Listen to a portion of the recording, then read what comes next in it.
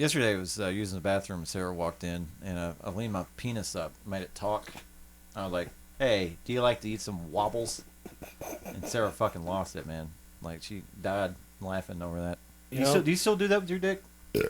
Occasionally, man. I mean, it's hard to entertain the dogs with a talking penis. Well, you throw a lot of stuff against the walls. You know, it's funny. If I had a vagina, though, that's all I would do is make it talk. Yeah, this. Try to mime like Eddie Van Halen solos. But see, I'm assuming wow. that's gotta you have to do like basically like duck hands to open it up and close it. It's a lot more effort to do that. But if you spend the afternoon with it, I think you can get good at making your pussy mime Van Halen. That should be a one-man show, an afternoon with my pussy. Vagina pussy show. Yeah. Seriously, man, it's funny. You can get the most hardened fucking Harley Davidson riding motherfucker, but man, if I had one of them things, I wouldn't know what I'd do. It's true, man. I'd play with it, talk to it. I would definitely put it through its paces like I had to do my dick. You know, I had to rub it against a lot of stuff. When I say that, it's not like Louis C.K. kind of rubbing stuff. I'm talking about trying to put it in toilet paper rolls. You know? Mitch told me a story about a friend of his in middle school, or elementary school, 6th grade. It's like, hey, man, fucking a pill bottle's just like the real thing. So everybody was taking pill bottles and fucking it. I just thought that was an advanced form of, like, pillheadism. Oh, well, that's taking it too far. Whatever happened is putting, like, a Kroger bag in your mattress and lubing it up, and, you know, and just... On Reddit, there's all kinds of DIY pocket pussies from prisoners. Oh, whoa. Yeah. They usually take towels and wrap it up, and I think they put, like, oh, God. They probably use their fruit cup juice. Oh, well, you gotta have a consistent lubrication. See, that's what I don't know if it messed you guys up when you was younger, but first time I tried using shampoo, and it worked for a little while. Then it fucking hurts. Well, yeah, it hurts really bad. You know, actually, there's a girl, I won't name her name, but she posted that on fucking MySpace that don't masturbate with shampoo, it burns. Really? Yeah. I mean, she was classy, man. I would say, and also, it took me like 12, 15 years to figure out you got to use unscented lotion.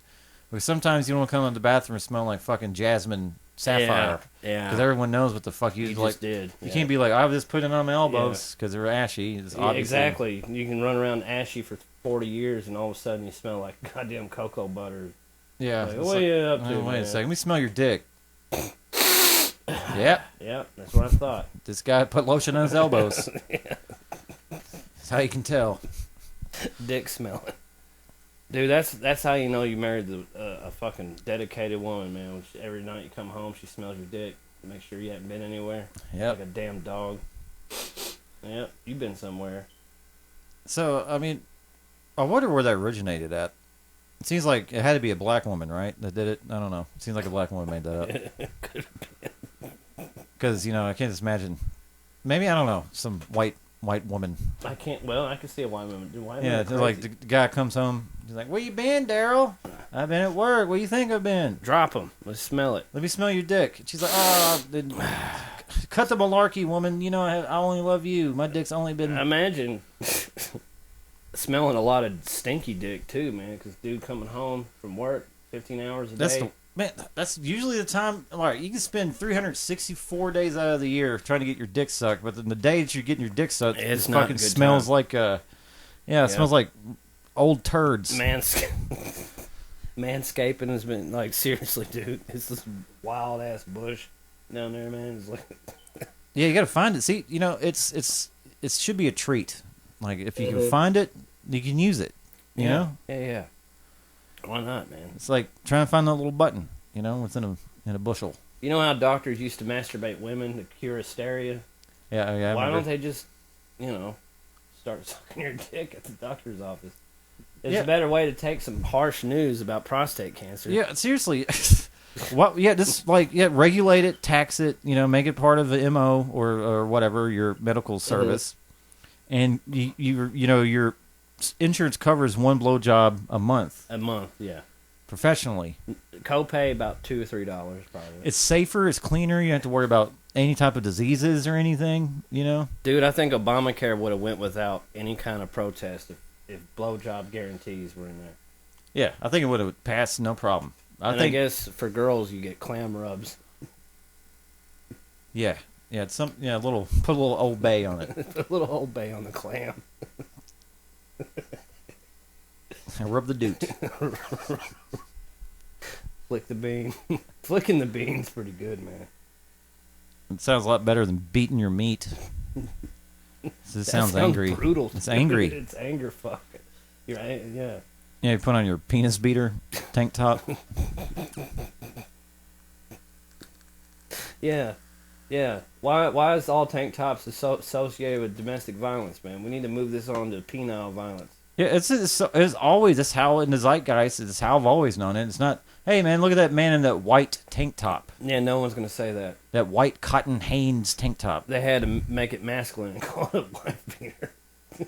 Gosh, someone looked at that, and the marketing strategy on Fruity Looms or whoever Hanes, they didn't deny the fact that they were called wife beaters. No, because who could forget the Hanes commercial where the dude beat his wife up?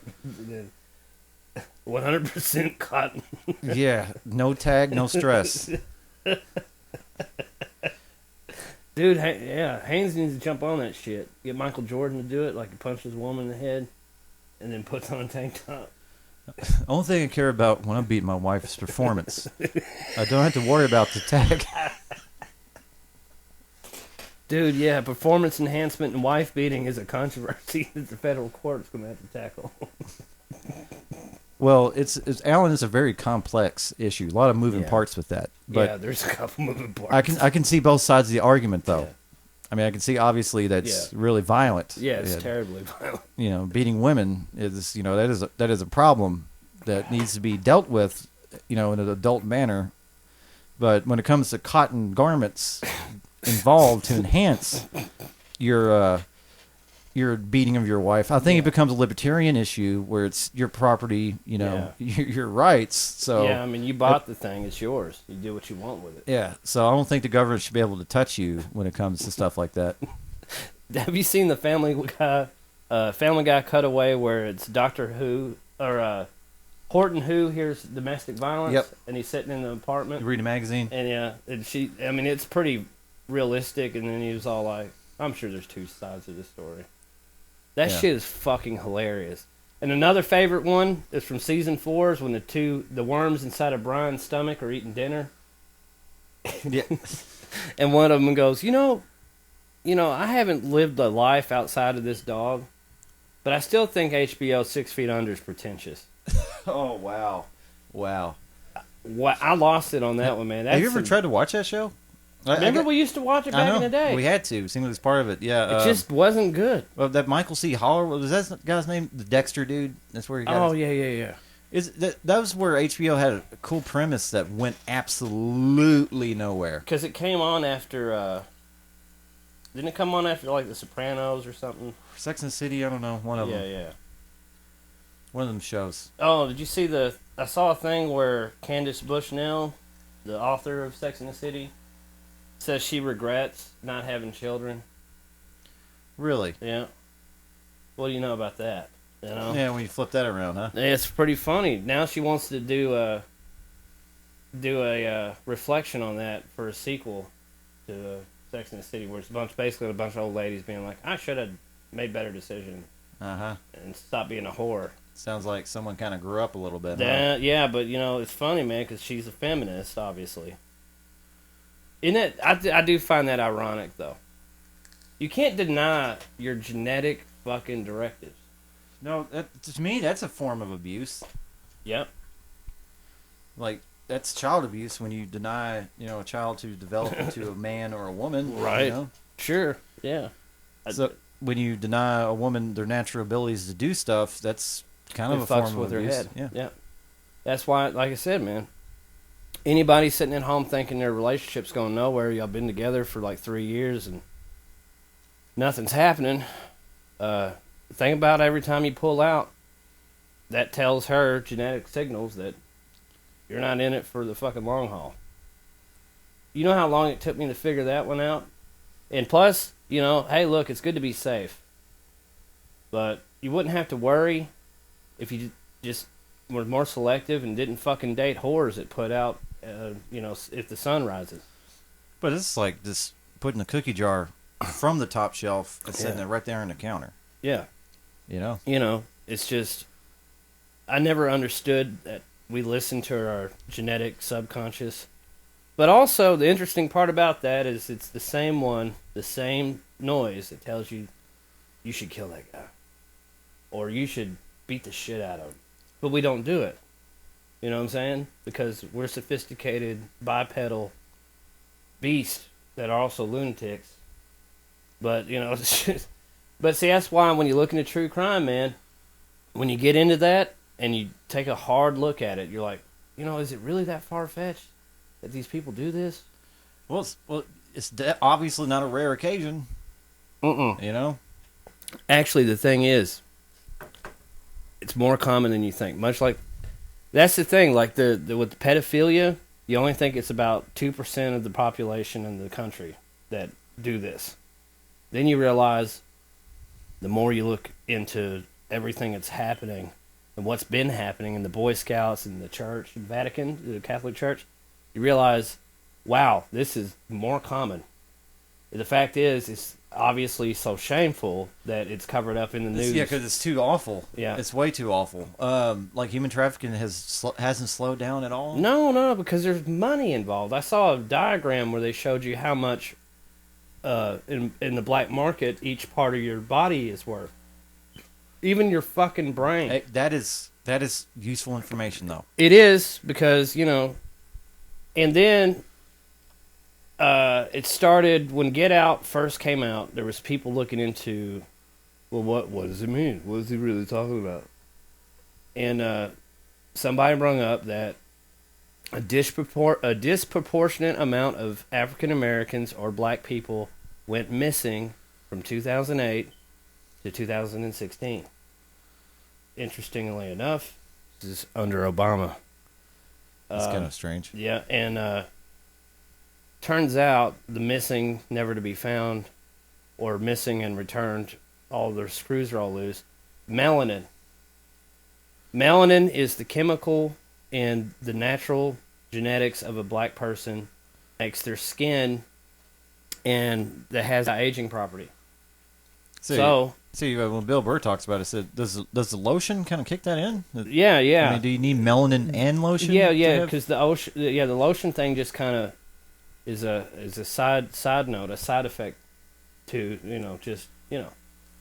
But anyway, melanin, the chemical, is the anti-aging chemical. Basically, the majority of these kids and adults alike being kidnapped was to mine melanin to be sold on the black market to super rich people. See, that's not as far fetched, as once you look at all the shit, once you look at the amount of people and kids that are trafficked, or part of trafficking schemes, it is a real number. You can look at it. It's something that's scary. And when you think of this, the most wild truth is always stranger in fiction. Way stranger. It's so strange to the point where people don't want to believe it. That's the problem. And when it comes, I always tell people, it's like, I can get on Facebook and repost some death metal lyrics, and I get a phone call and a visit from the cops.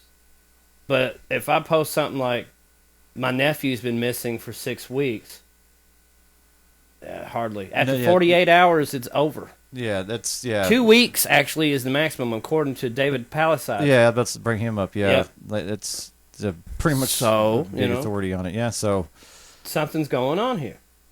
That's what I logically deduce this through logic.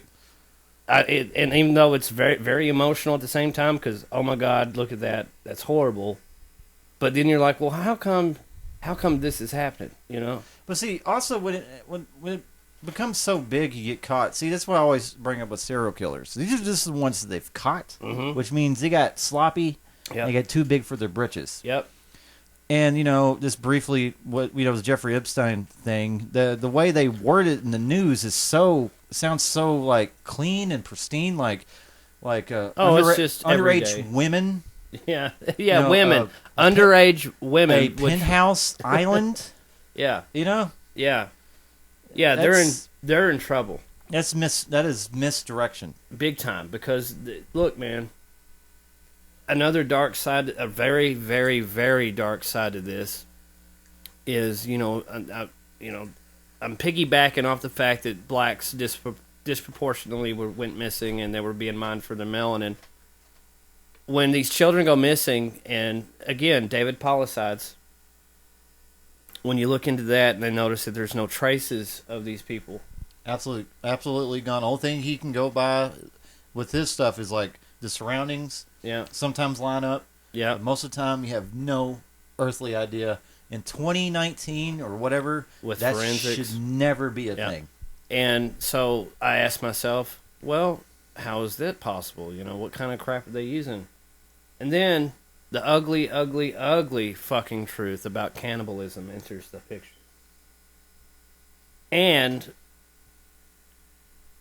everyone open up a tab on Google, feel free, go ahead, and prepare to be wowed by the fact that adrenochrome, it was a footnote in Fear and Loathing in Las Vegas. Hunter Thompson's character Raoul Duke pulls out a little vial and does a spiel about adrenochrome, and he knew how it's, you'd only get it from a living being, but it's true.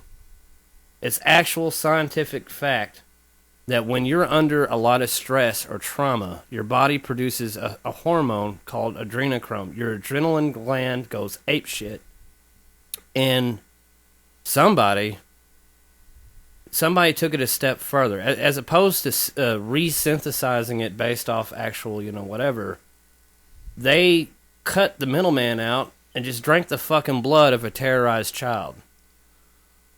Now, at first you're thinking, all right, you guys have lost it. There's no way.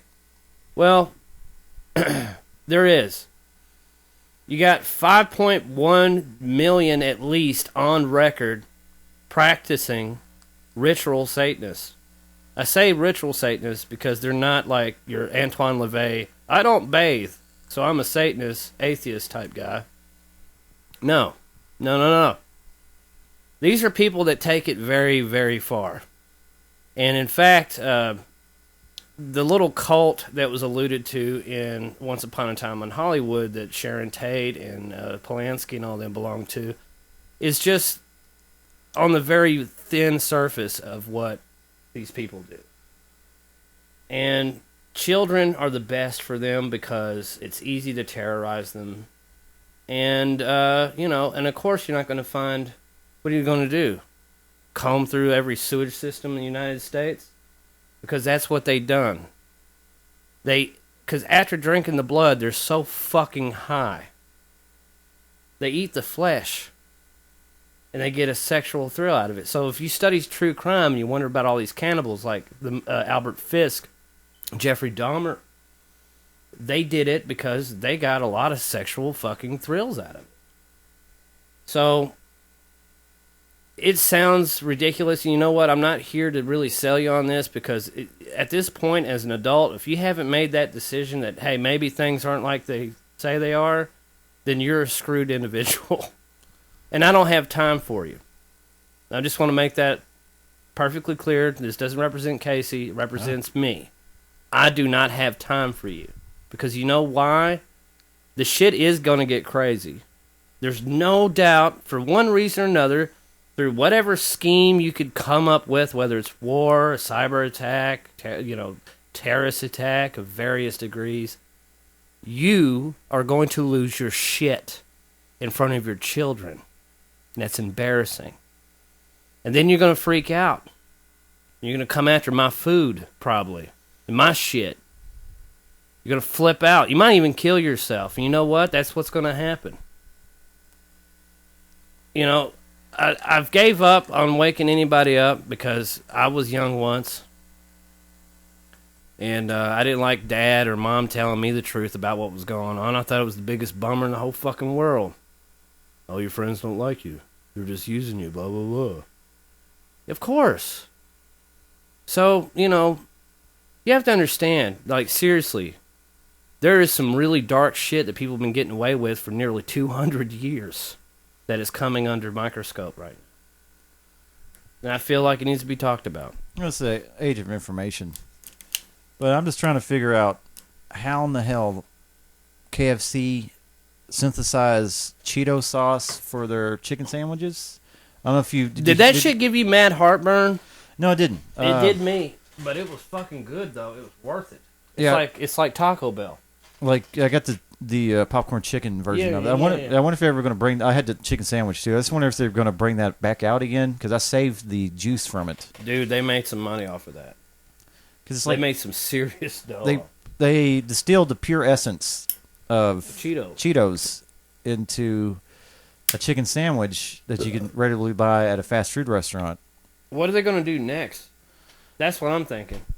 Like, KFC's fucking... I mean, seriously, I know it's... Obviously, this shit's unhealthy, and they use, like, bad fats and stuff. I don't give a fuck. I mean, at least you know how you're dying, I guess. Exactly. Sort of. But goddamn is that chicken amazing, man. It still is good. But see what's so crazy since I've been living in Louisville, people think that Kroger chicken tastes better than KFC. And I'm like, I know, I love Kroger chicken. But that's all I ever hear. People do eat at KFC, don't get me wrong. But they say that the Kroger chicken is better than KFC. Honestly, I would expect it from IGA chicken, because the IGA chicken we've been getting has been phenomenal. Because they make it fresh. They season it. But here's the thing, though. And they season it, yeah. The only beef... I love KFC. I will never say that it's better than Kroger chicken. I mean, nothing's better than KFC. Nothing better than KFC. Nope. No but Popeyes, I will say to you that the portion that KFC's been giving people is pretty damn awful, though. I remember when a drumstick was almost the size of your fist. You know why, don't you? Because they dropped GMO chicken. Oh, man, there's still some Brock Lesnar chickens out there they can fucking harvest to make and KFC. Sabotage a company by hijacking. Yeah. Brock? Brock Lesnar's chicken only shows up once a month. Lesnar. Brock Lesnar, there it is. Oh, my God. Brock Lesnar over at KFC, dude. That should be a fucking meme or a goddamn mascot at KFC. So this is to wrap this up to go back around town again. But anytime that you're using your penis to mime talking, always make sure you use your index finger and your thumb. Yeah. And you pull down with your thumb and your index. You push also kind of open and down counterclockwise. Yep. So that completely mimics the mouth. I guess it goes without saying, but make sure your hands are washed. You gotta wash your hands. You don't want to get a urinary tract infection for a joke. Although sometimes, depending on what's being done, sure, it might be worth it. But I don't think you need to be taking 2 or 3 rounds of antibiotics because you said, Bark, I'm Brock Lesnar, the cock. Yeah, with googly eyes. Or Cock Lesnar. Cock Lesnar also works. See, it works. And also, Cock Lesnar, dude. You also got to use 100% natural organic olive oil glue if you're going to put the googly eyes on the sides of the head. Oh, yeah, googly eyes. And the best way, also make sure you're not completely erect. It's got to be semi-soft at least. Just hard enough to know, so people won't think your dick is small. Right. You got to show off. But not hard enough where you can't properly put your index finger and your thumb on the tip of the head of your penis to function, because that is a problem.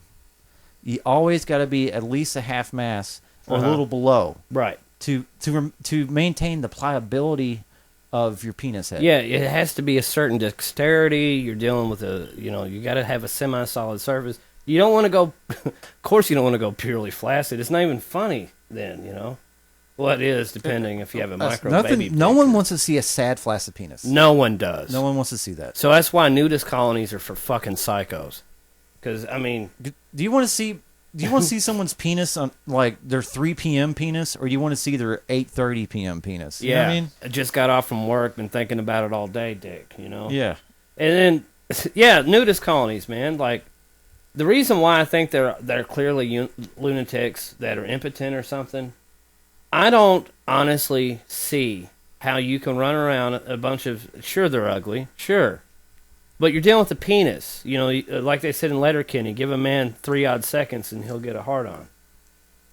These people don't. They're just flaccid penises and these wrinkled ball sacks running around with these soft titties. Well, see, I have the logic I can see from that is the frame of a woman it's around like them all the time.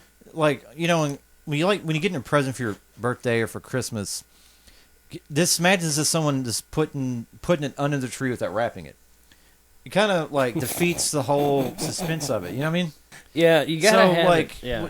I'm assuming some nudist colony people, if they don't see like a woman, you know, in a tight dress, draw, you know, a bra line and right, her color of her panties and the texture of them, I can see where they couldn't get hard from that. So basically, you're saying because there's no suspense that basically they're sexually rendered useless. Kind of, it's like I'm assuming I get that. I'm sure there's got to be a high percentage of boners in these nudist colonies. Per capita. I'm assuming, you know, the first couple months is gonna be that one guy that's like this rock hard. This so it can be like this is my dick is this size all the time. I'm sorry, guys. Yeah. Just like this is penis. You know, he's trying to play it up like I always have an 8-inch penis, even though clearly he doesn't. Then he kind of relaxes a little bit. Yeah. Then he lets it go down. Then he becomes a normal nudist. You know, according to Google, there's approximately 200,000 people who suffer from micropenis. But I think those numbers are lies because who's going to say how many people are going to willingly who's going to write that in? My dick's small, doc. I don't know what I'm going to do about it. Let's see it. Most men live in denial about their penis. I can't imagine if it's at least 2.5 inches erect and it's about as thin as a pencil. Like, are you going to tell anybody that? So 200,000 people that did submit to this. Good for them, though, man. Good for them. They got balls. At least, they definitely got balls. Big old balls. Big old set. There's nothing else there. But ladies at home, you know, sit there and some of y'all typically will tell your current boyfriend that your last boyfriend, well, his dick was small and he couldn't fuck with it or whatever. Just if they're one of the 200,000 or the select few of people that have apparently live in denial about the size of their dick, then, you know, just rethink about this. Rethink all of this, you know. And, it's funny, man. It's a medical condition to have a small penis. But see, you know, with the whole rise of everyone wanting mini consoles, like mini Moogs and mini stuff. Yeah, everything's all compact. You figured that the rise of the mini dick. Engineers would be all about it. Yeah. Like, it's like, you know, all the fun, but none of the size. My name is Ronnie Johnson. I'm speaking on behalf of Engineers for Micro Businesses. We're missing everything about this. See, we have switched to a micro USB Type-C for these micro dongs. Yeah. And maybe, I'm sure it might be a fetish for some women to see a micro penis. So, are there women, though, that are born with floppy roast beef pussies? I wonder. I would hate to be married to a woman that had a vagina like that. It kind of looks like an Arby's sandwich. Wouldn't that be awful? I mean, but I found out, though, that you can get that cut. That's another thing, man. There's very few procedures that micro dudes can deal with.